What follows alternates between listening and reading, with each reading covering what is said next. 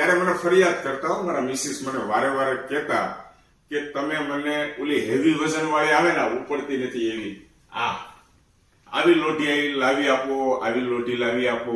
અને પેપર ભાઈ કહે છે કે આની અંદર તમે જે રેસ્ટોરન્ટની અંદર ખાતા હોય એ ટાઈપના બનશે. બસ આપણે એવા જ પેપર જોઈએ છે. ઘરે મહેમાન આવ્યા હોય ને મહેમાન, તો મહેમાન ખુશ થઈ જવા જોઈએ.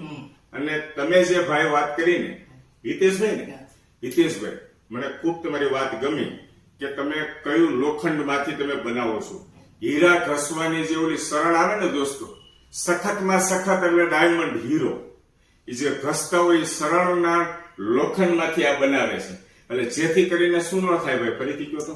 રોટી બેન્ડ ના વળે. ગરમ થાય એટલે આપણે સાદું લોખંડ હોય તો બેન્ડ વળવાની શક્યતા રહે. આ સખત લોખંડ આવે એટલે બેન્ડ ના વળે, એટલે લોઢી આવક ના થાય. માર્કેટમાં તો આ ટાઈપની લોઢી તમને ઠેક ઠેકાણે મળી જશે, પણ ભાઈની ખાસિયત છે. પેલા મેં ફોન ઉપર એમની સાથે વાત કરી હતી, એટલે મને પૂરી વાત કરી, એટલે મને એમ થયું કે નહીં, અને મારે લોઢી લેવાની જ હતી. ત્યાં હિતેશભાઈ આવી ગયા.